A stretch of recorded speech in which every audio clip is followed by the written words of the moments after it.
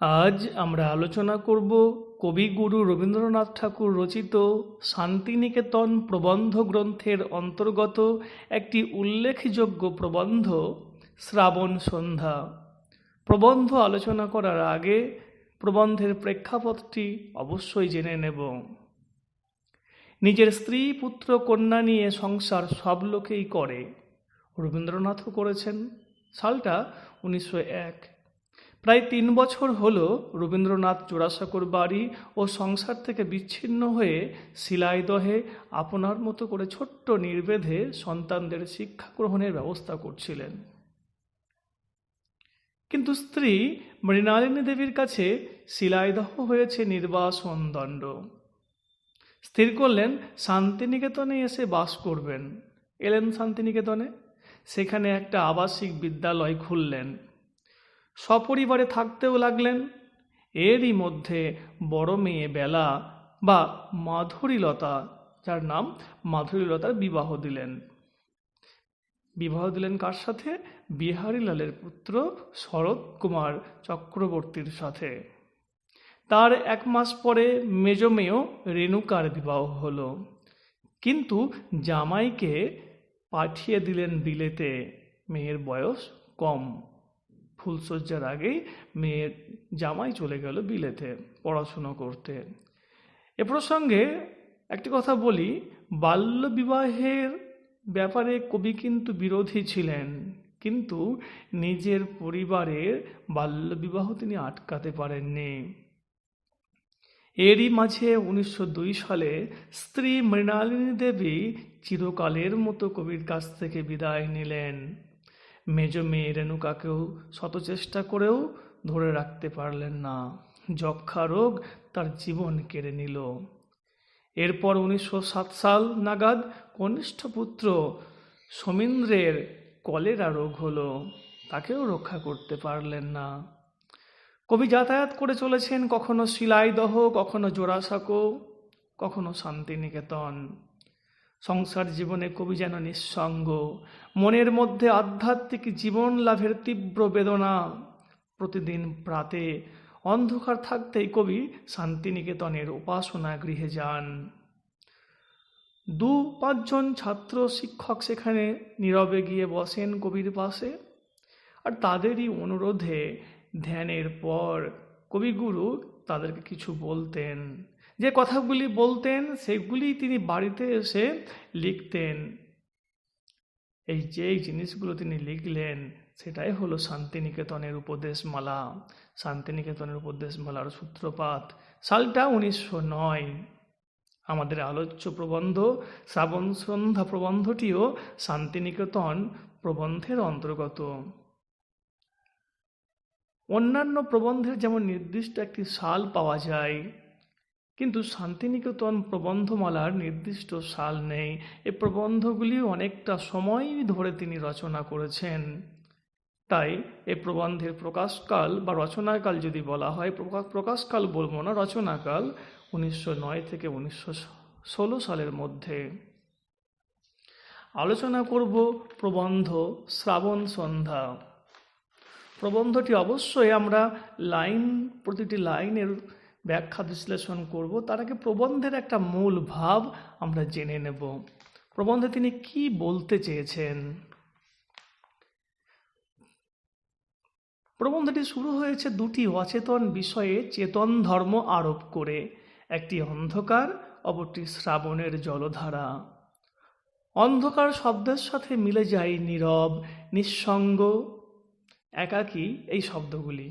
আর শ্রাবণ বা তার জলধারা এমন এক পরিবেশ রচনা করে যা প্রকৃতিকে মুখর করে তোলে, মানব মনে অতীত বিষয়ের জাগরণ ঘটায়।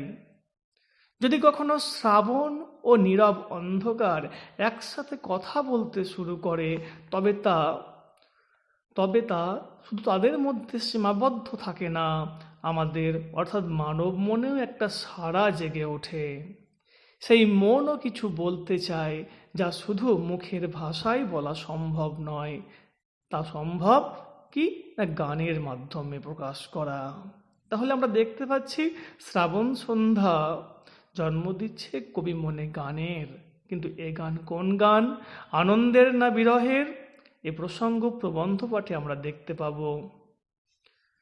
প্রবন্ধে কবি বলেছেন প্রকৃতির দুটি রূপ, একটি বাইরের, অপরটি ভিতরের।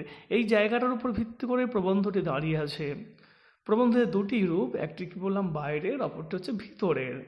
বাইরের রূপ শুধু কাজের জন্য, ভিতরের রূপ আনন্দ প্রকাশের জন্য।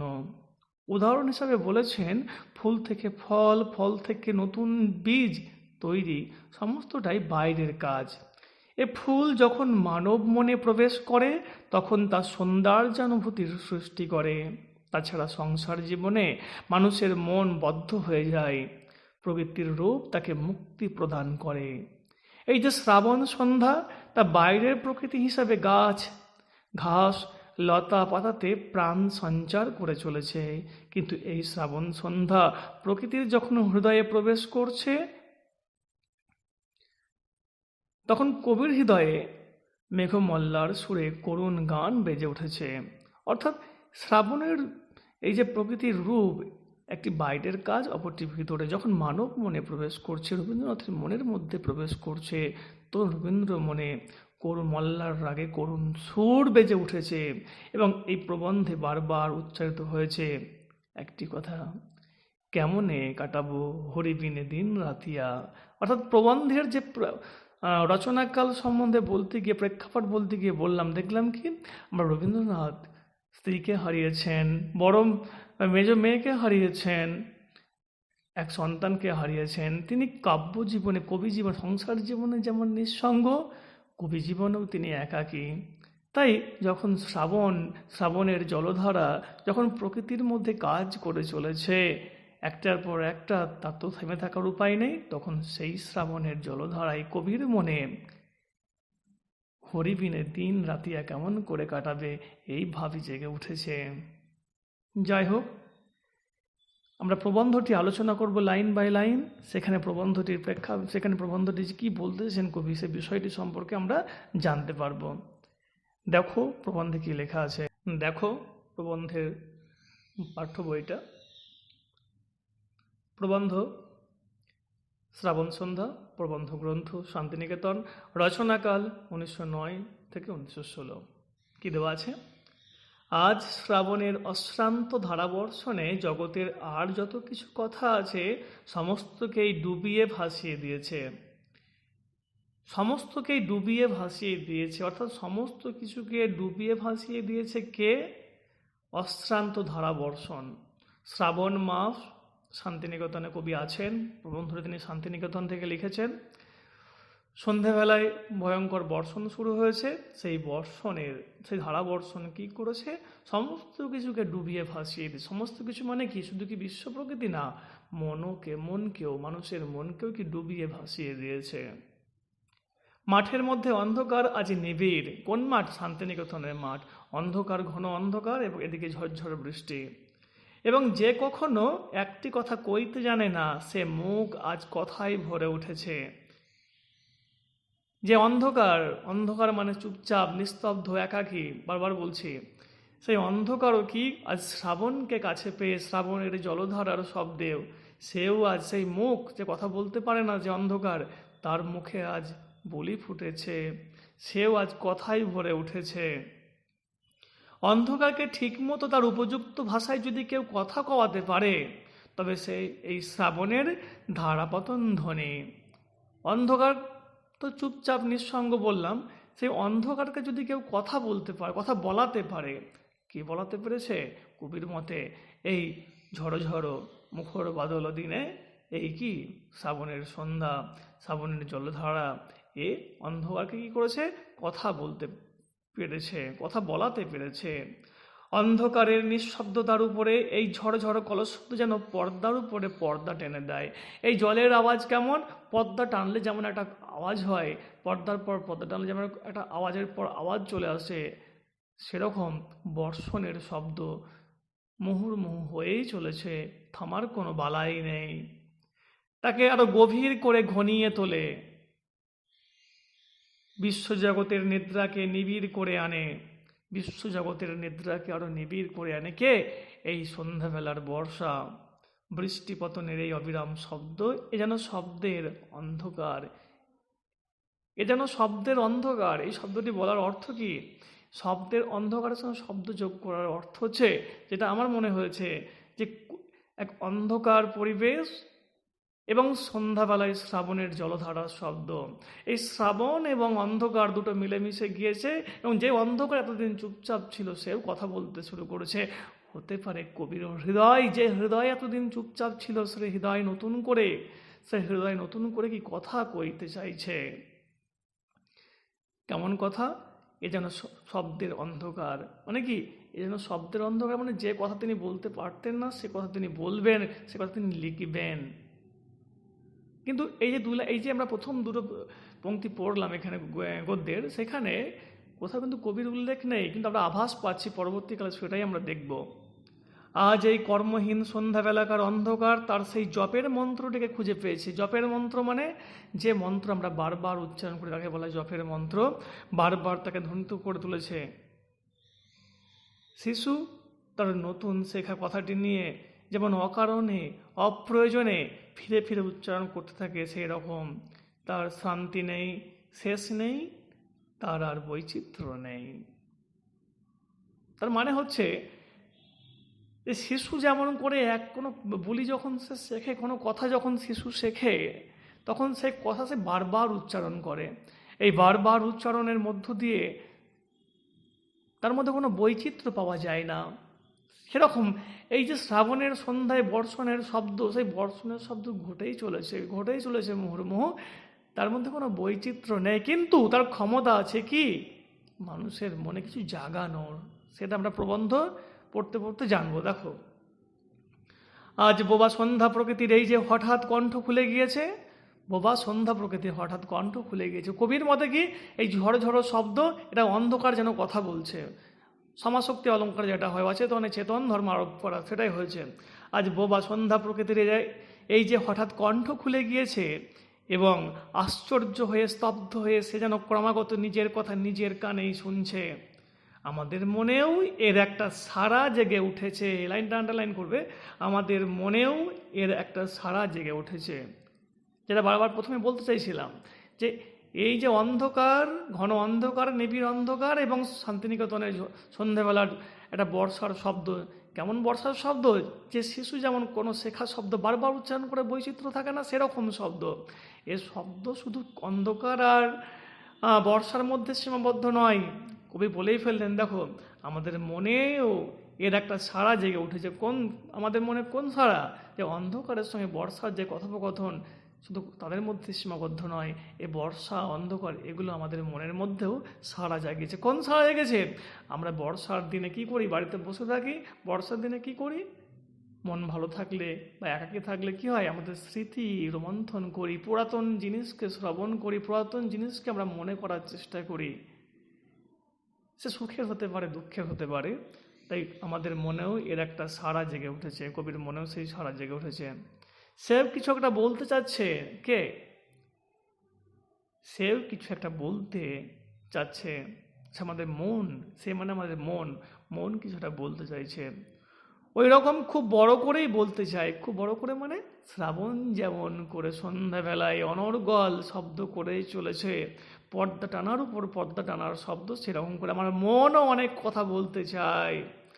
ওই রকম জল স্থল আকাশ একেবারে ভরে দিয়েই বলতে চায়। মানে এমন কথা বলতে চায়, শুধু এই ঘরের মধ্যে নয়, শুধু শান্তিনিকেতন নয়, এই কথা বিশ্ব ব্রহ্মাণ্ডে ছড়িয়ে পড়তে চায়। সেরকম কথা বলতে চায়, যে কথা গোটা বিশ্ববাসী শুনতে পাবে, সে কথা বলতে চায়। কিন্তু সে তো কথা দিয়ে হবার জো নেই, তাই সেই একটা সুরকে খুঁজছে। আমরা জানি যে মনের ভাব আমরা কথায় বলতে পারি না, সেই ভাবকে বোঝানোর জন্য আমরা গান রচনা করি। কবিও সে কথায় বলছেন যে এমন একটি ভাব জেগে উঠেছে এই সন্ধ্যাবেলায়, যে ভাব প্রকাশ করার জন্য কোনো কথাই শেষ কথা নয়, তার সুরই শেষ কথা। তার সুরের মাধ্যমে সেটা প্রকাশ করা সম্ভব। কেমন? জলের কল্লোলে, বনের মর্মরে, বসন্তের উচ্ছ্বাসে, শরতের আলোকে, বিশাল প্রকৃতি যা কিছু কথা, সে তো স্পষ্ট কথাই নয়, সে কেবল আভাসে, ইঙ্গিতে, কেবল ছবিতে, গানে। এই যে প্রকৃতির মধ্যে যে সন্ধ্যাবেলার পরিবেশে যে বার্তা জেগে উঠেছে, যে ভাব জেগে উঠেছে, কোথায় কোথায়? জলের কল্লোলের মধ্যে, বনের মর্মরে শব্দের মধ্যে, বসন্তের উচ্ছ্বাসের মধ্যে, শরতের আলোকে বিশাল প্রকৃতি যা কিছু কথা, সে তো স্পষ্ট কথাই নয়, সে কেবল আভাসে, ইঙ্গিতে, কেবল ছবিতে, গানে। প্রকৃতির এই ভাব যদি কেউ বোঝাতে চায়, বসন্তে প্রকৃতি কেমন সাজে সজ্জিত হয়, এই যদি কোনো কথাই প্রকাশ করতে হয়, তাহলে আমরা কি বলবো? বসন্তে হালকা গরম, পাতা ঝরে পড়ে। কিন্তু কোনো কবিকে যদি বলতে বলা হয়, তিনি তার বসন্তের ভাব সুন্দরভাবে বলবেন। বসন্তকে নিয়ে বিভিন্ন কবি, বিভিন্ন গায়ক প্রচুর সুন্দর সুন্দর গান রচনা করেছেন। তাহলে কি সেটা প্রকাশ করা কখনোই কথার মধ্য দিয়ে সম্ভব হয়নি, সেটা লিরিকের মধ্য দিয়ে সম্ভব হয়েছে, গানের মধ্য দিয়ে সম্ভব হয়েছে। অর্থাৎ যে কথা, যে জিনিসের ভাব কথায় প্রকাশ করা সম্ভব নয়, তা গানের মধ্য দিয়ে প্রকাশ করা সম্ভব। সে কেবল আভাসে, ইঙ্গিতে, কেবল ছবিতে, গানে, ছবির মধ্য দিয়ে প্রকাশ করা সম্ভব। এজন্যে প্রকৃতি যখন আলাপ করতে থাকে, তখন সে আমাদের মুখের কথাকে তনরস্ত করে দেয়, আমাদের প্রাণের ভিতরে অনির্বচনীয় রহস্যে ভরা গানকেই জাগিয়ে তোলে। তাই প্রকৃতি যখন কথা বলতে চায়, সেই কথা যখন কোনো কবি প্রকাশ করতে চায়, তখন সেটা কোনো কথা দিয়ে প্রকাশ করা সম্ভব নয়, সেটা প্রকাশ করা সম্ভব শিল্পের মধ্য দিয়ে। সে হতে পারে গান, হতে পারে ছবি। এই ছবি ও গানের মধ্য দিয়েই প্রকৃতির রূপকে ফুটিয়ে তোলা সম্ভব। এই কথাগুলো তিনি বলছেন শান্তিনিকেতনে সন্ধ্যাবেলায় বসে, এক বর্ষার সন্ধ্যায়। কি বলছেন? কথা জিনিসটা মানুষেরই, আর গানটা প্রকৃতির। মানুষ কথা বলতে পারে, গানটা মানুষই করে, কিন্তু কি প্রকৃতির। কথা সুস্পষ্ট এবং বিশেষ প্রয়োজনের দ্বারা সীমাবদ্ধ, আর গান অস্পষ্ট এবং সীমাহীনের ব্যাকুলতায় উৎকণ্ঠিত। সীমাহীনের ব্যাকুলতায় কি বললাম? উৎকণ্ঠিত। কথা সুস্পষ্ট এবং বিশেষের প্রয়োজন দ্বারা সীমাবদ্ধ, আর গান অস্পষ্ট এবং সীমাহীনের ব্যাকুলতায় উৎকণ্ঠিত।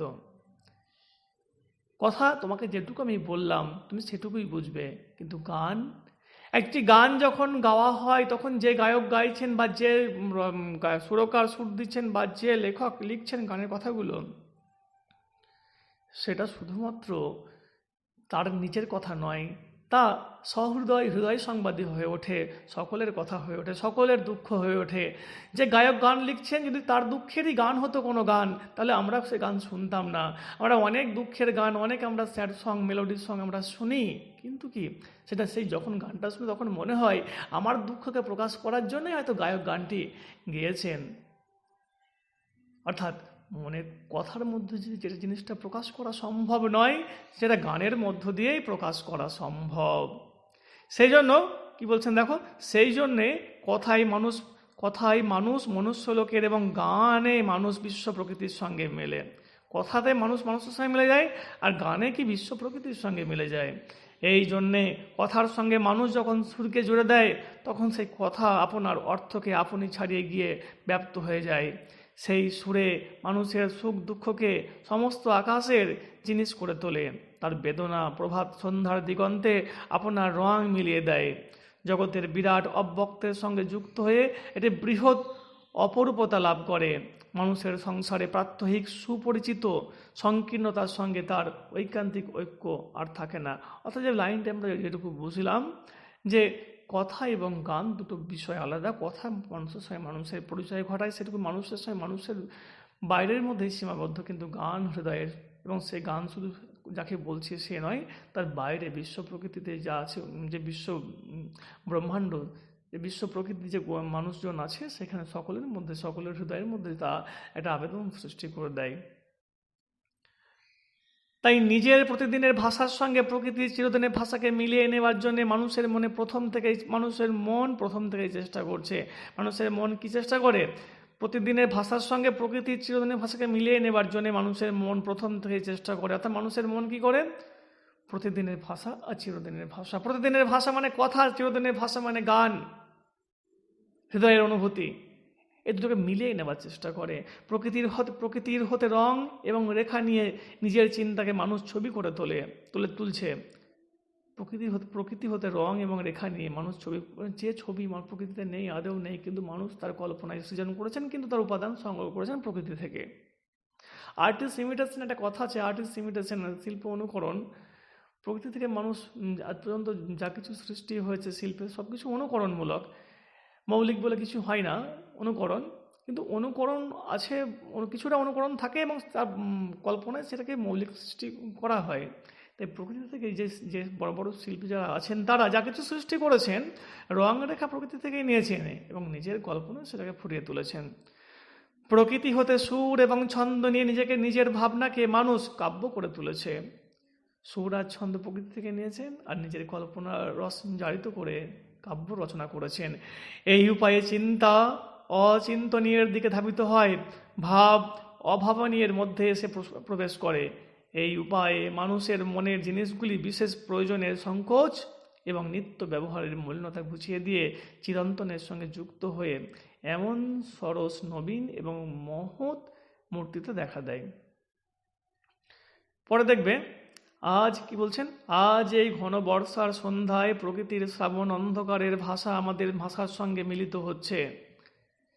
এই জায়গাটাই কিন্তু মূল বিষয়, এই জায়গাটাই কবি বলতে চাইছেন প্রবন্ধ লেখার মূল কারণ। আজ এই ঘন বর্ষার সন্ধ্যায় প্রকৃতির শ্রাবণ অন্ধকারের ভাষা আমাদের ভাষার সঙ্গে মিলিত হচ্ছে। মানে যে অন্ধকার এবং শ্রাবণের জলধারা যে কথোপকথন কথা তখন বলছিলেন, সেটা শুধুমাত্র শ্রাবণ অন্ধকারের কথোপকথন নয়, এই শ্রাবণের প্রকৃতির মধ্য দিয়ে আমাদের মনের মধ্যে ভাব জেগে উঠেছে এবং আমাদের ভাষার সঙ্গে সেটাকে মিলিত হতে চায়। শ্রাবণের ভাষার সঙ্গে শ্রাবণের অন্ধকার এবং জলধারার যে কথোপকথন, তার সাথে আমাদের মনের ভাষাও মিলিত হতে চায়। অব্যক্ত আজ বক্তের সঙ্গে লীলা করবে বলে আমাদের দ্বারে এসে আঘাত করছে। যে কথা আজ বলতে পারেনি, এতদিন বলতে পারেনি, যে দুঃখের কথাগুলো, সেই দুঃখের কথাগুলো আজ এই বর্ষাকালীন সন্ধ্যায় আমার মনের মধ্যে প্রকৃতির রূপ আঘাত করেছে, দ্বারে সে আঘাত করছে। যেগুলো জমা হয়ে আছে হৃদয়ের মধ্যে, সে আজ অনেক কথাই বলতে চাইছে। আজ যুক্তি তর্ক ব্যাখ্যা বিশ্লেষণ খাটবে না, আজ গান ছাড়া আর কোনো কথা নেই।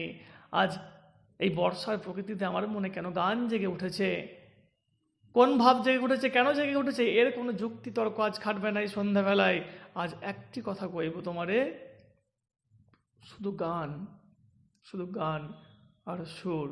গানের মধ্য দিয়ে প্রকাশ করে যাব যা কিছু অব্যক্ত, যা কিছু কথাই প্রকাশ করতে পারেনি। তাই কবির মনের মধ্যে এই যে গানের সূচনা, কবির মনের মধ্যে অব্যক্ত কথার বক্ত করার যে আবেদন সৃষ্টি হয়েছে, সেটাই শ্রাবণ সন্ধ্যায় সৃষ্টি হয়েছে। প্রথমে কবির মনে হলো শ্রাবণের জলধারা এবং অন্ধকার দুজনে কথোপকথন করছে, কিন্তু তা নয়। তা কি করেছে, আমাদের মনের মধ্যে একটা সারা জেগে উঠেছে, আমাদের মনের মধ্যে সারা জাগিয়েছে। এরপরেই বললেন কি না, এই শ্রাবণের মধ্য দিয়ে আজকে একটি কথাই বলবো, অব্যক্ত কথা বক্ত করবো। সেটা কিসের মধ্য দিয়ে, গানের মধ্য দিয়ে। আশা করি বুঝতে পারছো কি বলছি আমি। এবার দেখো, তাই আমি বলছি, আমার কথা আজ থাক, সংসারে কাজকর্মের সীমাকে মনুষ্য লোকালয়ের বেড়াকে একটুখানি সরিয়ে দাও। আজ এই আকাশ ভরা শ্রাবণের ধারা বর্ষণকে অবারিত অন্তরের মধ্যে আহ্বান করে নাও। আবার লাইনটা বলছি, তাই আমি বলছি, আমার কথা আজ থাক, সংসার জীবনের কথা আজ থাক। আজ যে ভাব মনে জেগে উঠছে সে কথাই বলবো আমি। সংসারের কাজকর্মের সীমাকে মনুষ্য লোকালয়ের বেড়াকে একটুখানি সরিয়ে দাও। দৈনন্দিন জীবনে যা চিন্তা ভাবনা সেগুলোকে সরিয়ে দাও। আজ এই শ্রাবণের সন্ধ্যায় মনের মধ্যে যে ভাব জেগে উঠেছে সেই ভাবের কথাই শুধু বলবো গানের মধ্য দিয়ে। আজ এই আকাশ ভরা শ্রাবণের ধারা বর্ষণকে অবারিত অন্তরের মধ্যে আহ্বান করে নাও। অবারিত অন্তরের মধ্যে কি করে নাও, আহ্বান করে নাও, এই মনের ভাবকে প্রকাশ করে দাও। প্রকৃতির সঙ্গে মানুষের অন্তরের সম্বন্ধটি বড় বিচিত্র। প্রকৃতির সঙ্গে মানুষের অন্তরের সম্বন্ধ বড় বিচিত্র। কোনো মানুষ প্রকৃতিকে দেখে মনে হতে পারে শুধু গাছ, আবার কোনো মানুষের প্রকৃতি দেখে মনে হতে পারে কি অনেক কথা, অনেক ভাব, অনেক অনুভূতি। বাহিরে তার কর্মক্ষেত্র প্রকৃতি এক রকমের, আবার আমাদের অন্তরের মধ্যে তার আর এক মূর্তি। প্রকৃতির দুটো রূপ, আমি প্রবন্ধ পাঠের আগে বলেছি, প্রকৃতির দুটো রূপ, একটা বাহ্যিক, একটা অভ্যন্তরীণ। বাহ্যিক যে প্রকৃতিকে আমরা দেখছি সেটা কিন্তু সে কর্ম করেই চলবে, তার কর্মের কোনো বিরতি নেই। কর্মের বিরতি ঘটালেই সে তার মৃত্যু ঘটবে। বাহ্য প্রকৃতি একটা নিরন্তর কাজ করে চলেছে, কিন্তু এই প্রকৃতি যখন মনের মধ্যে প্রবেশ করে তখন তার কিন্তু আর সেরকম বাধ্যবাধকতা নেই। সে তখন মনকে রাঙিয়ে তোলে, ভাবকে প্রকাশ করার জন্য উদ্দীপনার সঞ্চার করে। দেখো কি বলছেন, উদাহরণ দিয়ে বলেছেন, দেখো একটা দৃষ্টান্ত দেখো, গাছে ফুল ফোটে, তাকে দেখতে যতই শৌখিন, তাকে দেখতে যতই শৌখিন হোক, সে নিতান্তই কাজের দায় এসেছে। তার সাজসজ্জা সমস্তই আপিসের সাজ। কি অসাধারণ কথা না? তার সাজসজ্জা সমস্তই আপিসের সাজ। একটি ফুল বাগানে ফোটে সুন্দর, কিন্তু তার একটি কাজ আছে কি? সে ফুলের কাজ হচ্ছে সৌন্দর্য দান করা, সেটুকুই নয়। সেই ফুল ফুটেছে কারণ সে ফল দেবে, ফল হয়েছে কারণ সে নতুন অঙ্কুরের জন্ম দেবে, অঙ্কুর থেকে আবার কি নতুন গাছ হবে, সেই গাছ আবার ফল দেবে। তার কোনো দাঁড়াবার সময় নেই, সে চক্রাকারে ঘুরেই যাবে, ঘুরেই যাবে। তাই বলছেন তার কাজটা কেমন? তার সাজসজ্জা সমস্তই আপিসের সাজ। আপিসের সাজ মানে যখন আমরা অফিসে কোনো কাজকর্ম করতে যাই, দেখতে পাই যারা অফিসে কাজকর্ম করেন, যেসব লোকেরা তাদেরকে তারা স্যুট বুট পরে আসেন, চাকচিক্যময় পোশাক পরে আসেন, কিন্তু তাদের অফিসে চাকচিক্যময় পোশাক পরে এলো সেটা লোককে দেখানোর জন্য অতটা নয়, তারা কাজের জন্য এসেছেন। কাজ তাদের করতে হবে, যেটুকু কাজ তার প্রতিদিনের সেটা করতে হবে, তার থেমে থাকার উপায় নেই। এই বিশ্ব প্রকৃতিতে সেরকম গাছপালা ফুল ফল সকলেরই কাজ করতেই হবে, অফিসের বাবুদের মতো। কাজ না করলে তার কোনো উপায় নেই। অফিসে কাজ না করলে যেমন বরখাস্ত করে দেবে, ফুল যদি মনে করে আমি ফল দেব না, তাহলে তাকে শুকনো হয়ে ঝরে যেতে হবে, তাই না?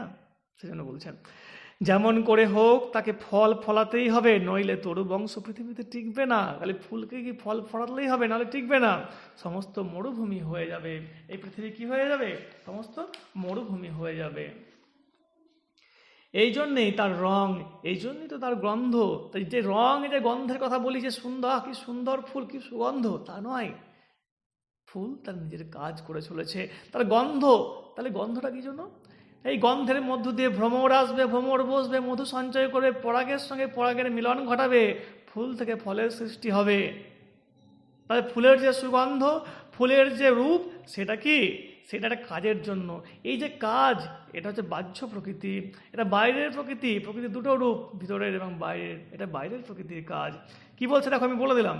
মৌমাছির পদরেণু পাদে যেমনই তার পুষ্প জন্ম সফলতা লাভের উপক্রম করে, অমনি সে আপনার রঙিন পাতা খসিয়ে ফেলে, আপনার মধু গন্ধ নির্মমভাবে বিসর্জন দেয়। তার শৌখিনতার সময় মাত্র নেই, সে অত্যন্ত ব্যস্ত। এই ফুলের সময় নেই, মৌমাছির কোনো সময় নেই। সে ফুলে বসবে, মধু সংগ্রহ করবে, পরাগ সংযোগ ঘটাবে, অন্য ফলের জন্ম দেবে। তার দাঁড়িয়ে থাকার উপায় নেই। প্রকৃতির বাহির বাড়িতে কাজের কথা ছাড়া আর অন্য কথা নেই। আমরা যে বিশ্ব প্রকৃতি দেখছি, যে প্রকৃতি দেখছি গাছপালা, এখানে বাহ্য প্রকৃতি, এর কি কাজের কথা ছাড়া কোনো কথাই নেই। সবসময় কাজ আর কাজ। এই বাইরের প্রকৃতিতে কাজ আর কাজ, পাতা হচ্ছে, ফুল ফুটছে, ফল হচ্ছে, আবার অঙ্কুর হচ্ছে, এদের কাজের কোনো শেষ নেই। সেখানে কুঁড়ি ফুলের দিকে দেখো, কুঁড়ি হচ্ছে ফুলের দিকে, ফুল ফলের দিকে, ফল বীজের দিকে, বীজ গাছের দিকে হনহন করে ছুটে চলেছে। আমি যে কথাটা বারবার বলছিলাম, যেখানে একটু বাধা পায় সেখানে আর মাপ নেই, সেখানেই কোনো কৈফত কেউ গ্রাহ্য করে না, সেখানেই তার কপালে ছাপ পড়ে যায় নামঞ্জুর। তখনই বিনা বিলম্বে খসে ঝরে শুকিয়ে সরে পড়তে হয়। ফল যদি গাছে দিতে না পারে, বা ফল যদি অঙ্কুর যদি না হয়, তাহলে কি সে শুকিয়ে যাবে, নামঞ্জুর। ওই অফিসের বাবুর মতো বলেছেন যে তোমার কাজ যদি অফিসে তুমি ঠিকঠাক না করো, তোমাকে তখনই জবাব, তুমি আজ থেকে এসো। এই রকম অফিসের কাজের মতোই এই প্রকৃতিও কাজ করে চলেছে। এই কাজের কোনো শেষ নেই। শেষ কাজের যেখানেই শেষ, সেখানেই একটি শব্দ, আবার বলছি, নামঞ্জুর হয়ে যাবে। প্রকৃতির প্রকাণ্ড অফিসে অগণ্য বিভাগ, অসংখ্য কাজ। সুকুমার ওই ফুলটিকে যে দেখছে, অত্যন্ত বাবুর মতো গায়ে গন্ধ মেখে রঙিন পোশাক পরে এসেছে, সেও সেখানে রৌদ্র জলে মজুরি করবার জন্য এসেছে। তাকে তার প্রতি মুহূর্তের হিসাব দিতে হয়। বিনা কারণে দায়ে হাওয়া লাগিয়ে যে একটু দোলা খাবে, এমন এক পলকও তার সময় নেই। তার মানে বুঝতে পারছো তো, যে প্রকৃতির যে ফুলটি ফুটেছে তারও সময় নেই যে একটু হাওয়া খাবে, দোলা লাগাবে। এ মানুষের মতোই যে কথাগুলো বললাম, যে আর ব্যাখ্যা করছেন এই জায়গাটাতে, পরে চলে আসছে আমরা। দেখো, কিন্তু এই ফুলটি মানুষের অন্তরের মধ্যে যখন প্রবেশ করে, এটা তো বাইরের প্রকৃতি, ফুল একটা তো সৌন্দর্য আছে, কিন্তু এই ফুলের সৌন্দর্য যখন মানব অন্তরে প্রবেশ করে তখন তার কিছু মাত্র তাড়া নেই, তখন সে পরিপূর্ণ অবকাশ মূর্তিমান। এই একই জিনিস বাইরের প্রকৃতির মধ্যে কাজের অবতার, মানুষের অন্তরের মধ্যে শান্তি সৌন্দর্যের পূর্ণ প্রকাশ। অর্থাৎ প্রকৃতি যে কাজটা ফুল থেকে ফল, ফল থেকে অঙ্কুর, এটা বাইরে, ভ্রমর এসে বসছে গুনগুন করছে, এটা বাইরের রূপ। কিন্তু এই ফুলের রূপ যখন অন্তরে প্রবেশ করছে তখন তার পূর্ণ অবকাশ, তখন আর তাড়া নেই, সেখানে শান্তি, সেখানে পরিপূর্ণ সৌন্দর্যের প্রকাশ। একজন বিজ্ঞানী আর একজন সাহিত্যিকে যদি তুলনা করা হয়, বিজ্ঞানীকে যদি একটা গাছকে দেখে বলা এটা কি দেখছেন, সে বলবে গাছ, গাছে পাতা নড়ছে। সাহিত্যিককে দেখে বললে পরে সাহিত্যিক সেখানে কি করবেন, গাছের মধ্যে প্রাণ আরোপ করে দেবেন এবং বলবেন কি বাতাসে সুন্দর দুলছে, সে হয়তো কি সারাদিনে ক্লান্তির পর অবকাশ যাপন করছে। এরকম বিভিন্ন ব্যাখ্যা তিনি দিতে পারেন। বিজ্ঞানের সঙ্গে সাহিত্যের পার্থক্য জায়গায়, বিজ্ঞান যা দেখে তাই, সাহিত্য যা দেখে না, যা কল্পনায় আসে, যা দেখে তাই, এবং যা দেখে না কল্পনায় সেটাও। দেখো কি বলছে, তখন বিজ্ঞান আমাদেরকে বলে তুমি ভুল বুঝছো। বিশ্ব ব্রহ্মাণ্ডে ফুলের একমাত্র উদ্দেশ্য কাজ করা, তার সঙ্গে সৌন্দর্য মাধুর্যের যে অহেতুক সম্বন্ধ পাতিয়ে বসে আছো, সে তোমার নিজের পাতানো। বিজ্ঞান কি বলবে, আমি বললাম এই সৌন্দর্য, এই ফুলের সৌন্দর্য আমার হৃদয়ের মধ্যে ভাবের সঞ্চার ঘটেছে, আমার মনে কবিতা জেগেছে। কিন্তু বিজ্ঞান বলবে এটা তোমার নিজের বানানো। ফুলের সৌন্দর্য বলে কি, সৌন্দর্য অবশ্যই আছে, সৌন্দর্য তোমার মনের মধ্যে প্রবেশ করবে, কিছু অনুভূতির সঞ্চার করবে, এটা ঠিক নয়, এটা তোমার পাতানো। আমাদের হৃদয় উত্তর করে, বিজ্ঞানকে তখন আমাদের হৃদয় উত্তর করে কি, আমরা সাহিত্য পড়ছি, কিছুমাত্র ভুল বুঝিনি। ওই ফুলটি কাজের পরিচয়পত্র নিয়ে প্রকৃতির মধ্যে প্রবেশ করে, আর সৌন্দর্যের পরিচয়পত্র নিয়ে আমাদের হৃদয়ের দ্বারে এসে আঘাত করে। এই গাছপালা, ফুল, প্রকৃতি যা কিছু ঘটছে বাহ্যিক বাইরের প্রকৃতির ঘটনা, এই বাইরের প্রকৃতির ঘটনা ঘটবে এবং সেইগুলি আমাদের হৃদয়ে এসে আঘাত করবে এবং নতুনের সঞ্চয় ঘটাবে, ভাবের সঞ্চয় ঘটাবে। একদিকে আসে বন্দির মতো, আর একদিকে আসে মুক্ত স্বরূপে। বাইরের প্রকৃতিটা বলছেন বন্দি, যখন ভিতরে প্রবেশ করে তখন কি বন্ধনটা মুক্তি ঘটে। এর একটা পরিচয় যে সত্য আর অন্যটা সত্য নয়, এ কথা কেমন করে মানব? ওই ফুলটি গাছপালার মধ্যে অনবিচ্ছিন্ন কার্যকরণ সূত্রে ফুটে উঠেছে, এ কথাটা সত্য, কিন্তু সে তো বাহ্যিক সত্য। ফুল থেকে ফল, ফল থেকে বীজ, এটা সত্য, কিন্তু এই সত্য কি সত্য? বাইরের সত্য। সবচেয়ে বড় সত্য হচ্ছে কি, আর অন্তরের সত্য হচ্ছে আনন্দাধ্যেব খলবিমানি ভূতানি জায়ন্তে। এটা একটা সংস্কৃত শ্লোক, উপনিষদের শ্লোক থেকে নেওয়া হয়েছে, যার অর্থ হচ্ছে আনন্দ থেকেই এসবের সৃষ্টি, এসবের উৎপত্তি। তা আমাদের মনে কেন হচ্ছে এটা বাইরের প্রকৃতি, আর এই প্রকৃতি আমাদের মনের মধ্যে আনন্দ সৃষ্টি করছে কি করে? এখানেই উপনিষদের শ্লোককে তিনি ধার করে বললেন যে আনন্দাধ্যেব খলবিমানি ভূতানি জায়ন্তে, আনন্দ থেকেই এসবের সৃষ্টি, এসবের উৎপত্তি। অর্থাৎ মনের আনন্দ থেকেই এইসব ভাবের সৃষ্টি ঘটে। ফুল মধুকরকে বলে, ভ্রমরকে বলে, তোমারও আমার প্রয়োজনের ক্ষেত্রে তোমাকে আহ্বান করে আনবো বলে আমি তোমার জন্যই সেজেছি। আবার মানুষের মনকে বলে, আনন্দের ক্ষেত্রে তোমাকে আহ্বান করে আনবো বলেই আমি তোমার জন্য সেজেছি। ফুল দুজনকে দুরকম কথা বলছে। দেখো, এটা কবির কথা, বিজ্ঞানকে বলছে, সাহিত্যকে বলছে। বিজ্ঞানকে কি বলছে, ফুল মধু কি বলছে, তোমাকে আমি কেন সেজে উঠেছি, আমার মধ্যে কেন সুগন্ধ, তোমাকে ডেকে আনবো বলে। আর মানুষকে কি বলছে, তোমার মধ্যে আনন্দের জাগরণ ঘটাবো বলে। মধুকর ফুলের কথা সম্পূর্ণ বিশ্বাস করে, কিছুমাত্র ঠকেনি। মধুকর ফুলের গন্ধ শুকে সে এসেছে, সে ঠকেনি, সে গন্ধ পেয়েছে। আর মানুষের মনে যখন বিশ্বাস করে তাকে ধরা দেয়, তখন দেখতে পায় ফুল তাকেও মিথ্যে বলেনি। আর আমরা যখন কি করি, মানুষের মন যখন ফুলের সৌন্দর্যটাকে অনুভব করে, তখন তার মধ্যে যে ভাবের সঞ্চয় ঘটে, এটাও তো সত্য। তাহলে ফুলের সৌন্দর্য, প্রকৃতির সৌন্দর্য দুই রকমের, একটা বাহ্যিক, একটা অভ্যন্তরীণ। যেটা দেখতে পাচ্ছি আমরা সবটাই বাহ্যিক, এই বাহ্যিক রূপ প্রকৃতি, বাহ্যিক রূপ সৌন্দর্য, এগুলি কি আমাদের মনের মধ্যে অভ্যন্তরীণ সৌন্দর্যের সৃষ্টি ঘটায়। দেখো, ফুল যে কেবল বনের মধ্যেই কাজ করছে তা নয়, ফুল যে কেবল বনের মধ্যেই কাজ করছে তা নয়, মানুষের মনের মধ্যেও তার যেটুকু কাজ তা সে বারবার করে আসছে। বনের মধ্যে কাজ করছে মানে কোন কাজ? যে ফুল থেকে ফল, ফল থেকে বীজ, বীজ থেকে অঙ্কুরে যে ঘটনাগুলো ঘটছে সেটা নয়, সে মনের মধ্যেও কি বারবার কাজ করে চলে আসছে। আমাদের কাছে তার কাজটা কি? প্রকৃতির দরজায় যে ফুলকে যথা ঋতুতে যথাসময়ে মজুরের মতো হাজির দিতে হয়, আমাদের হৃদয়ের দ্বারে সে রাজদূতের মতো উপস্থিত হয়ে থাকে। শীতকালে কিছু ফুল ফোটে, বর্ষাকালে কিছু ফুল ফোটে, গ্রীষ্মকালে কিছু ফুল ফোটে। এই ঋতু উপস্থিত হলেই তাকে তার কাজ করতে হবে, প্রস্ফুটিত হতে হবে, সৌন্দর্য দান করতে হবে, সুগন্ধ দান করতে হবে। আমাদের হৃদয়ের দ্বারে দ্বারে সে রাজদূতের মতো উপস্থিত থাকে। আর আমাদের হৃদয় কি করে? মজুরি খাটে না, সে রাজদূত, রাজার দূতের মতো অবস্থান করে। তার রূপ সৌন্দর্য মানুষের মনের মধ্যে কি রাজার দূতের মতো অবস্থান করে। প্রকৃতির রূপ বাহ্যিক আর অভ্যন্তরীণ। এ প্রসঙ্গে উদাহরণ দিয়ে বলেছেন, দেখো রামায়ণের কথাকে তিনি তুলে এনেছেন। রামায়ণের একটি কাহিনীকে আমরা এই প্রসঙ্গে আমরা আলোচনা করব। কি দেওয়া আছে দেখো। সীতা যখন রাবণের ঘরে একা বসে কেঁদেছিলেন, তখন একদিন যে দূত তার কাছে এসে উপস্থিত হয়েছিল, সে রামচন্দ্রের আংটি সঙ্গে করে এনেছিল। এবং এই আংটি দেখে সীতা যখন বুঝতে পেরেছিলেন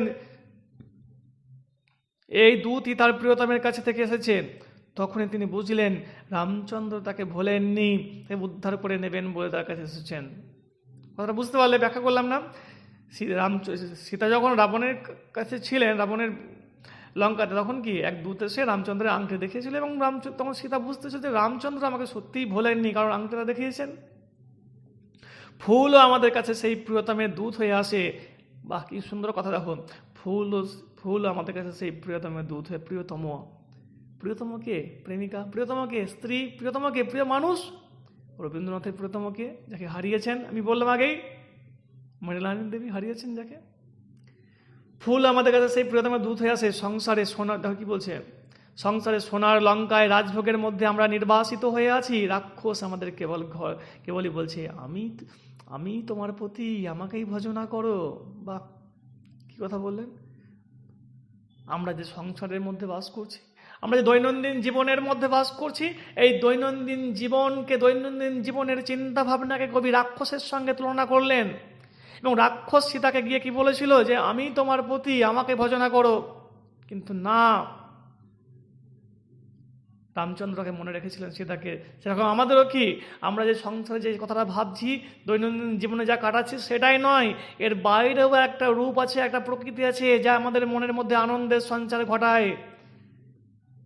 কিন্তু সংসারের পর কি লেখা আছে? কিন্তু সংসারের পরের খবর নিয়ে আসে ওই ফুল। সংসারের পরের খবর নিয়ে আসে ওই ফুল। অর্থাৎ রাক্ষস যতই বলুক, রাক্ষস সমান হচ্ছে আমাদের সংসার জীবন যতই বলুক আমি তোমার প্রতি, আমাকেই ভজনা করো, তা নয়। কি? সংসারের পরে খবর নিয়ে আসে ওই ফুল। ওই প্রকৃতির সৌন্দর্যই কিন্তু শেষ পর্যন্ত খবর নিয়ে আসে। যেমন করে সীতার সামনে গিয়ে দূত গিয়ে আংটি নিয়ে হাজির হয়েছিল, সেরকম এই ফুলের সৌন্দর্য আমাদের মনের মধ্যে প্রবেশ করে। কি বলে? সে চুপি চুপি আমাদের কানে এসে বলে, আমি এসেছি, আমাকে তিনি পাঠিয়েছেন, আমি সেই সুন্দরের দূত, আমি সেই আনন্দময়ের খবর নিয়ে এসেছি। এই বিচ্ছিন্নতার দ্বীপের সঙ্গে তার সেতু বাঁধা হয়ে গেছে। তিনি তোমাকে এক মুহূর্তের জন্য ভোলেননি, তিনি তোমাকে উদ্ধার করবেন, তিনি তোমাকে টেনে নিয়ে আপন করে নেবেন। মোহ তোমাকে এমন করে চিরদিন বেঁধে রাখতে পারবে না। সীতা, ওহে সীতা, ওখানে বলেছিল কি, রামায়ণে পৌরাণিক কাহিনীতে কি হয়েছে? ওহে সীতা, এই আংটি রামচন্দ্র পাঠিয়েছেন, তোমাকে রামচন্দ্র ভোলেননি। যতই রাক্ষসরা বলেছিল যে আমি তোমার প্রতি, আমারই ভজনা করো, আমাদের মনের মধ্যে ঠিক সেরকম, ভালো করে বোঝার চেষ্টা করো, আমাদের মনের মধ্যে ঠিক সেরকম এই সংসারের জীবনের যে চিন্তা ভাবনা, যে ষড়রিপু আক্রান্ত আমাদের শরীর, সেখানে কি আমাদের যতই তার আকৃষ্ট করে রাখুক, কিন্তু সেই ফুলের সৌন্দর্য কিন্তু আমাদের মনের মধ্যে নতুন ভাবের জাগরণ ঘটাবে। এবং সে বলছে কি, সৌন্দর্য মনের মধ্যে থেকে শেষ হয়ে যায়নি, তিনিই তোমাকে টেনে নিয়ে আপন করে নেবেন। মোহ তোমাকে এমন করে চিরদিন বেঁধে রাখতে পারবে না। সে কি বলবে? মোহ মানে কি, এই দৈনন্দিন জীবনের রূপটাই একমাত্র সত্য নয়, এর বাইরেও সত্য আছে, যেটা ফুলের যে সৌন্দর্য, সেই সৌন্দর্য। যদি তখন আমরা জেগে থাকি, তো তখন বলি তুই যে তার দূত, তা আমরা জানবো কি করে? সে বলে, এই দেখো আমি সেই সুন্দরের আংটি নিয়ে এসেছি, এর কেমন রং, এর কেমন শোভা। রাবণকে যখন দূত এসে বলেছিল সীতাকে যে এটা আমাকে রামচন্দ্র পাঠিয়েছে, বিশ্বাস করেন তখন কি আংটি দেখিয়েছিল। ঠিক আমরাও তেমনি সংসার চক্রে আবর্তিত হতে হতে যখন ফুলের সৌন্দর্য উপলব্ধি করতে চাইবো, বা ফুল যখন তার সৌন্দর্য নিয়ে আমাদের সামনে সে হাজির হবে, তখন আমরা ভাববো যে সংসার জীবনে কাটাচ্ছি এটাই হয়তো আমাদের মূল। তা নয়, ফুল তখন কে বলে তোকে বিশ্বাস কী করে করবো? ফুলকে যদি বলি আমরা, ফুল কি বলবে? এ দেখো আমার রূপ, এ দেখো আমার স্বভাব। এটাই হচ্ছে আসল সৌন্দর্য। তাই তো বটে, এই যে তার আংটি, মিলনের আংটি, আর সমস্ত ভুলিয়ে তখনই সেই আনন্দময়ের আনন্দ স্পর্শ আমাদের চিত্তকে ব্যাকুল করে তোলে। তখনই আমরা বুঝতে পারি এই সোনার লঙ্কাপুরি আমার সব নয়, মানে এই সংসারই আমার সব নয়, এর বাইরে আমরা মুক্তি আছে। অর্থাৎ এই সংসার জীবনের বাইরে আমাদের মুক্তি আছে, সেখানেই আমার প্রেমের সাফল্য। আর এই সংসার জীবনের বাইরে যদি ভাবতে পারি আমার প্রিয়জনকে, তবে আমার প্রেম সাফল্য, আমার জীবনের চরিতার্থতা। এই শ্রাবণ সন্ধ্যায় এই মনের মধ্যে, কবির মনের মধ্যে এই ভাবের জাগরণ ঘটিয়েছে যে সংসার জীবনই শুধুমাত্র শেষ সত্য নয়, এর বাইরে যদি ভাবতে পারি তবেই আমার প্রেমের সাফল্য, তবেই আমার জীবনের চরিতার্থতা। প্রকৃতির মধ্যে মধুকরের কাছে যা কেবল রং, কেবলমাত্র গন্ধ, কেবলমাত্র ক্ষুধা নিবৃত্তির পথ চেনাবার উপায় চিহ্ন, মানুষের হৃদয়ের কাছে তার সৌন্দর্য, তা বিনা প্রয়োজনের আনন্দ। মানুষের মনের মধ্যে সে রঙিন কালিতে লেখা প্রেমের চিঠি নিয়ে আসে। বুঝতে পারছো আশা করি? অনেকটা বড় প্রবন্ধ, অনেকটাই সময় লেগে যাচ্ছে। দেখো, তাই বলছিল বাইরের প্রকৃতি যতই ভয়ানক, ব্যস্ত, যতই একান্ত কেজো হোক না, আমাদের হৃদয়ের মধ্যে তার একটি বিনা কাজের যাতায়াত আছে। বাইরের প্রকৃতি সবসময় কাজ করে চলেছে, তবু বাইরের প্রকৃতি যখন আমাদের হৃদয়ে প্রবেশ করে তখন সেখানে আর মজুরি খাটতে হয় না তাকে, সে বিনা কাজের যাতায়াত করে। সেখানে তার কামারশালায় আগুন আমাদের উৎসবের দীপমালা হয়ে দেখা দেয়, তার কারখানা ঘরের কলস শব্দ সঙ্গীত হয়ে ধ্বনিত হয়। বাইরের প্রকৃতির কার্যকরণে লোহার শৃঙ্খল ঝমঝম করে, অন্তরে তার আনন্দের অহেতুকতা সোনার তারে বীণাধ্বনি বাজিয়ে তোলে। অর্থাৎ বাইরের প্রকৃতি আমাদের হৃদয়ে প্রবেশ করলে সেখানে সোনার বীণার ধ্বনি বাজিয়ে তোলে। মানে কি, আমাদের হৃদয়ে সুরের সৃষ্টি করে, আনন্দের সৃষ্টি করে, অনুভূতির সৃষ্টি করে, আমাদের হৃদয়কে আনন্দিত করে তোলে। যে কথা কবি বলতে চাইছিলেন সংস্কৃতের মধ্য দিয়ে, সেই একই কথা। দেখো, যেটা কি বলছিলাম যে আনন্দাধ্যেব খল্বমানি ভূতানি জায়ন্তে, সেই কথায় আমার কাছে এইটাই বড় আশ্চর্য থাকে। কি, একই কালে প্রকৃতির এই দুই চেহারা, বন্ধনের এবং মুক্তির। প্রকৃতির দুটো চেহারা, একটা বন্ধনের, একটা মুক্তির। একই রূপ, রস, শব্দ, গন্ধের মধ্যে এই দুই সুর, প্রয়োজনের এবং আনন্দের বাহিরের দিকে তার চঞ্চলতা, অন্তরের দিকে তার শান্তি। একই সময়ে একই দিকে তার কর্ম, আর একদিকে তার ছুটি। বাইরের দিকে তার তট, অন্তরের দিকে তার সমুদ্র। বাইরের দিকে তার তট, অন্তরের দিকে তার সমুদ্র। এই লাইনটা ব্যাখ্যা করলে গোটা লাইনে ব্যাখ্যা হয়ে যাবে কি, প্রকৃতির বাইরের রূপটা তটভূমি, আর অন্তরটা হচ্ছে সমুদ্র, যেখানে এপার ওপার দেখা যায় না, যেখানে তলদেশ খুঁজে পাওয়া যায় না। এই প্রকৃতির বাইরের রূপটা যেটুকু দেখছে সেটা বাইরে ক্রিয়া করার জন্য তার আগমন। এই বাইরের প্রকৃতির রূপ যখন অন্তরের মধ্যে প্রবেশ করে তখন তা মহাসমুদ্রের সৃষ্টি হয়, যে জলের মধ্যে কোনো রহস্য, যে জলের মধ্যে সবটাই কি রহস্যময়, চারিদিকটাই রহস্যময় হয়ে থাকে। এই যে এই মুহূর্তে শ্রাবণের ধারাপতনে সন্ধ্যার আকাশ মুখরিত হয়ে উঠেছে, এই আমাদের কাছে তার সমস্ত কাজের কথা গোপন করে গেছে। প্রত্যেক ঘাসটি এবং গাছের প্রত্যেক পাতাটি অন্নপানের ব্যবস্থা করে দেবার জন্য সে যে অত্যন্ত ব্যস্ত হয়ে আছে, এই অন্ধকার সভায় আমাদের কাছে এই কথাটি কোনো আভাস মাত্র সে দিচ্ছে না। এবার আবার প্রবন্ধের শ্রাবণের জায়গাতে কবি এসছেন, সেখানে বলছেন এই যে শ্রাবণ সন্ধ্যা, যে ঝড় ঝড় বৃষ্টি হচ্ছে, তাহলে বাইরের কাজটি কি হচ্ছে এখানে? বাইরের প্রকৃতির কাজটি কি হচ্ছে এখানে? না, বাইরের প্রকৃতি প্রত্যেক ঘাসটি এবং গাছের প্রত্যেক পাতাটির অন্নপানের ব্যবস্থা করে দেওয়ার জন্য। অর্থাৎ গাছগুলি, পাতাগুলি নতুন করে জেগে উঠেছে, নতুন করে বেঁচে উঠছে, এটা হলো বাইরের প্রকৃতি।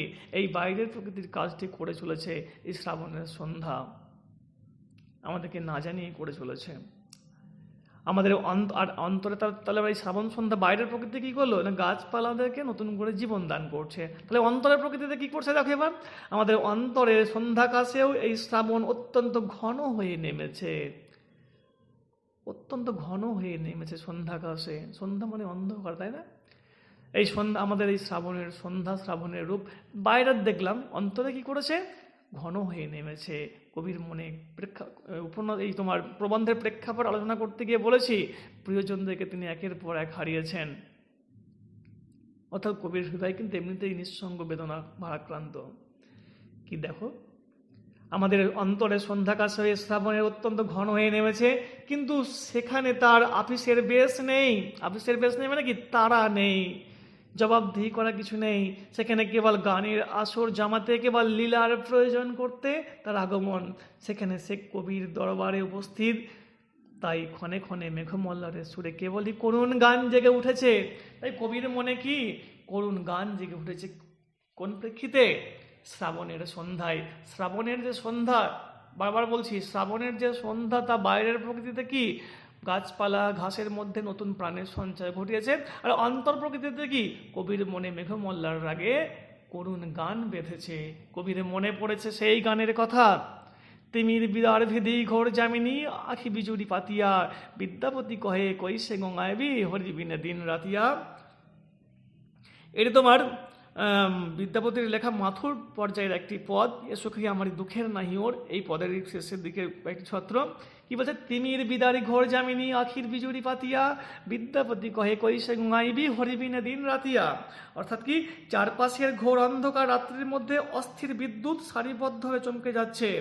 আবার বলছি, চারপাশের ঘোর অন্ধকার রাত্রির মধ্যে অস্থির বিদ্যুৎ সারিবদ্ধভাবে চমকে যাচ্ছে। বিদ্যাপতি বলছেন, কৃষ্ণকে ছেড়ে শ্রীমতী এমন দিনরাত্রি কেমন করে কাটাবেন, হরিবিনা দিন রাতিয়া এমন কেমন করে কাটাবেন। প্রহরের পর প্রহর ধরে এই বার্তা এসে জানাচ্ছে, ওরে তুই যে বিরহিনী, তুই বেঁচে আছিস কি করে, তোর দিনরাত্রি কেমন করে কাটছে। অর্থাৎ কে, রবীন্দ্রনাথের প্রিয়, রবীন্দ্রনাথের স্ত্রী মারা গিয়েছেন, মেয়ে চলে গিয়েছেন, ছেলে চলে গিয়েছেন, ছেড়ে চিরদিনের মতো চলে গিয়েছেন। তাই বর্ষার দিনে অন্তর প্রকৃতিতে, বাইরের প্রকৃতি দেখলাম, এবার আমরা অন্তর প্রকৃতির ব্যাখ্যা করছি। সেখানে কি দেখছি, এই শ্রাবণ সন্ধ্যা রবি কবির মনে অন্তরে কি বিরহের গানের জন্ম দিয়েছে। কি গান, ওরে তুই যে বিরহিনী, তুই বেঁচে আছিস কি করে, তোর দিনরাত্রি কেমন করে কাটছে। যেমন শ্রীমতী রাধিকা বহু কষ্টে কৃষ্ণকে কাছে পেয়েছিলেন, তারপর যখন পেলেন, যখন কৃষ্ণের কোলে মাথা রেখে শ্রীমতী রাধিকা ঘুমিয়ে গেলেন, তখন কৃষ্ণ অকল্যাণ পাপের মূর্ত প্রতীক কংসকে ধ্বংসের জন্য বৃন্দাবন ত্যাগ করে মথুরায় চলে গেলেন, আর ফিরে আসেননি।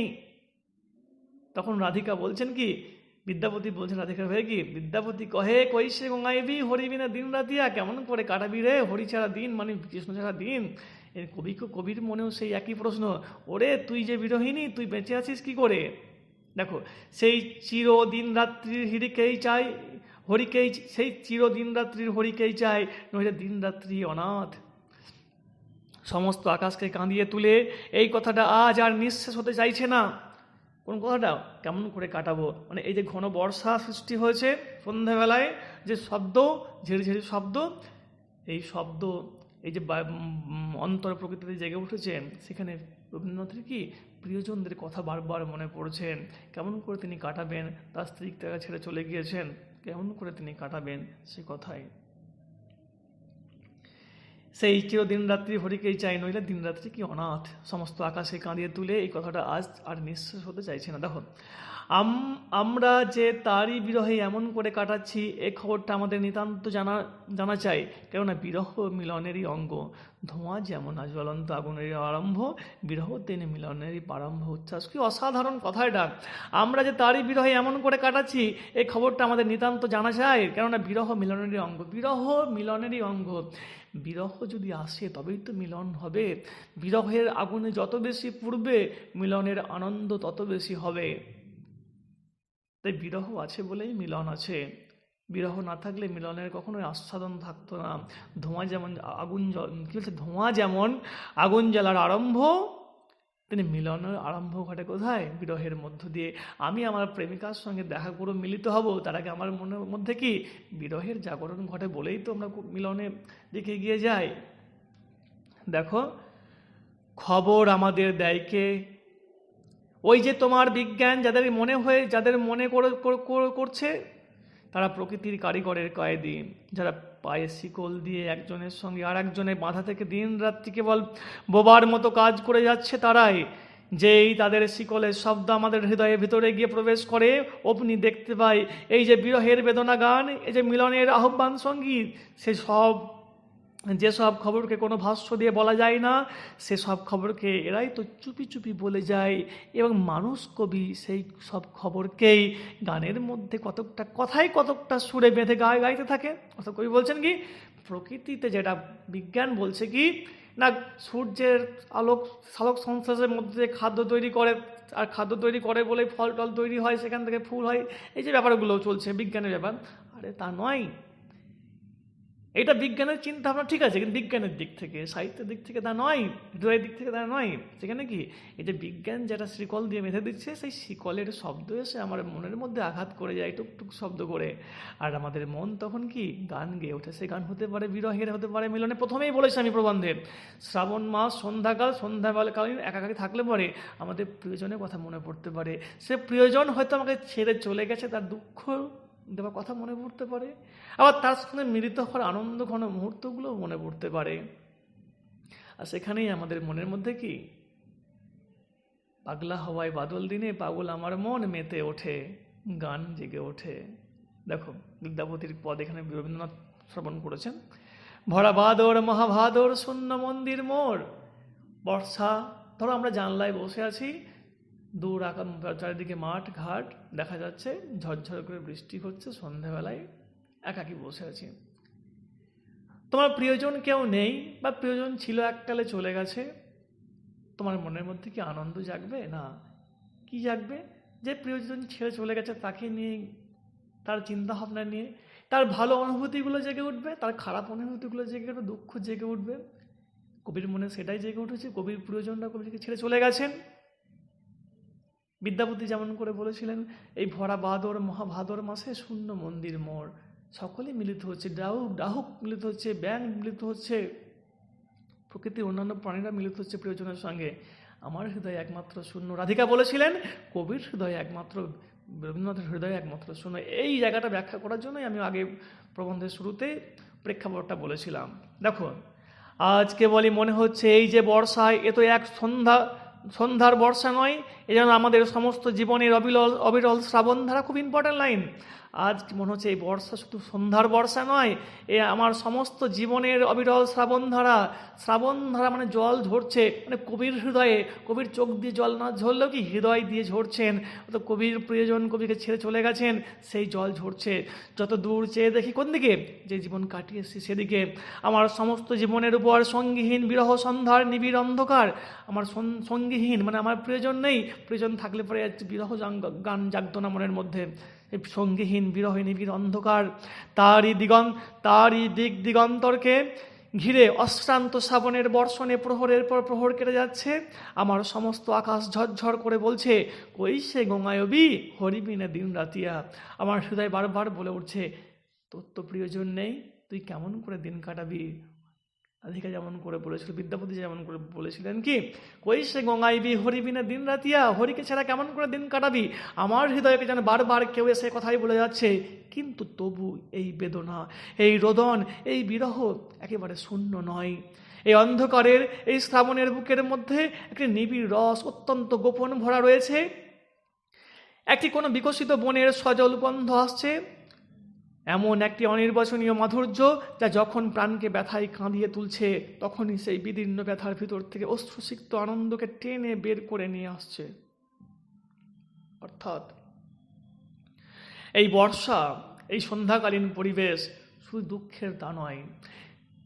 এই সন্ধ্যাকালীন পরিবেশ আমাদের হৃদয়কে নিকড়ে একটা মনের ভাবকে টেনে বের করে নিয়ে আসছে, একটা কিছু জন্ম দিচ্ছে। বিরহ সন্ধ্যার অন্ধকারকে যদি শুধু এই বলে কাঁদতে হতো যে কেমন করে তোর দিন রাত্রি কাটবে, তাহলে সমস্ত রস শুকিয়ে যেত। এবং আশার অঙ্কুর পর্যন্ত বাঁচত না। কিন্তু শুধু কেমন করে কাটবে তো নয়, কেমন করে কাটবে হরি বিনে দিন রাতি। আরে হরি মানে হচ্ছে প্রেমিক, হতে পারে অন্য স্ত্রীলিঙ্গের ক্ষেত্রে প্রেমিকা।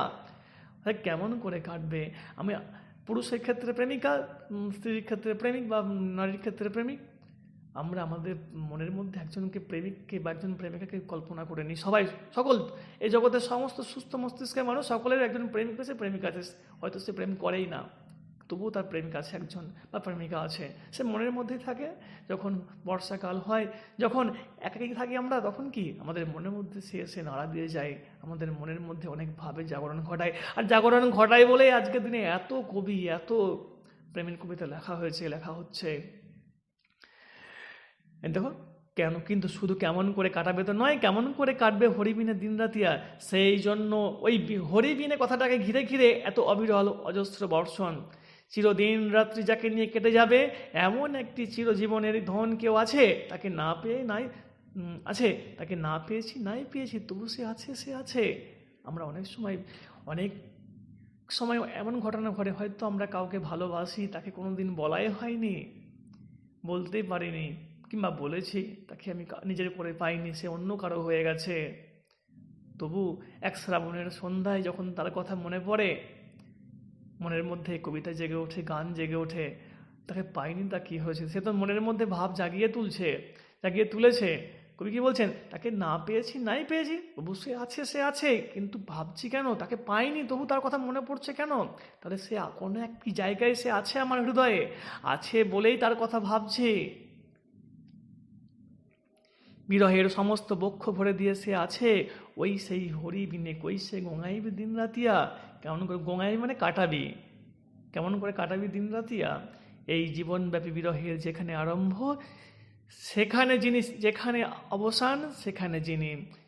অর্থাৎ বিরহের যেখানে শুরু সেখানে তিনি আছেন, যেখানে শেষ সেখানে তিনি আছেন।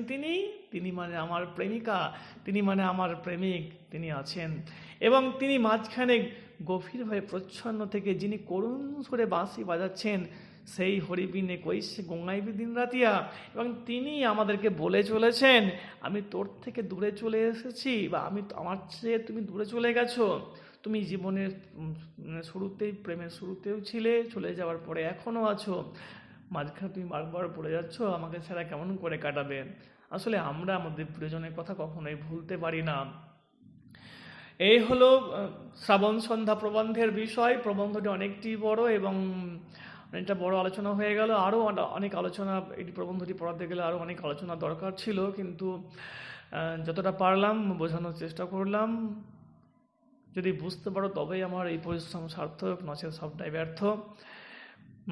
প্রবন্ধটি আমার সুদূর এক বোনের অনুরোধে এটি বানানো। যাই হোক, প্রবন্ধ শ্রাবণ সন্ধ্যা, যে প্রবন্ধে যে বিষয়টা আমরা বুঝলাম বা জানলাম, সেটি সংক্ষেপে যদি আমরা বলি, আর একটি কথার মধ্য দিয়ে, শ্রাবণ মাস শান্তিনিকেতনে বসে প্রবন্ধ লিখছেন। প্রকৃতি দুটো রূপ তিনি প্রত্যক্ষ করেছেন। যে শ্রাবণ চুপচাপ, সেই শ্রাবণের মুখে কথা পড়েছে, সেই শ্রাবণ এই প্রকৃতিকে বিভিন্ন কাজকর্ম করে চলেছেন। যে কাজটি করে চলেছেন সেটি বিজ্ঞানের ভাষায় বাহ্যিক কাজ, সেটা অফিসের বাবুদের মতো কাজ, এবং সেই অফিসের বাবুদের কাজই শেষ কথা নয়। এবং সেটি অন্তরের মধ্যে যখন প্রবেশ করে, তখন আমাদের মনের মধ্যে ভাবের সৃষ্টি করে, আমাদের মনের মধ্যে গানের সৃষ্টি করে। এবং সেই গান দুঃখের হতে পারে, আনন্দের হতে পারে। যে ব্যক্তি তার প্রিয়জনকে হারিয়েছেন, তার কাছে দুঃখের, যে প্রিয়জন আছে তার কাছে আনন্দের। কবি রবীন্দ্রনাথ তার প্রিয়জনদেরকে হারিয়েছিলেন বলে রবীন্দ্রনাথের কাছে তোমার দুঃখের, এবং এই প্রসঙ্গে তিনি বিদ্যাপতির পদের সাহায্য নিয়েছেন এবং পদকে আশ্রয় করে উপসংহার টেনেছেন। সংক্ষেপে বলবো না, অতি সংক্ষেপে হয়ে গেল। অতি সংক্ষেপে আমাদের শ্রাবণ সন্ধ্যা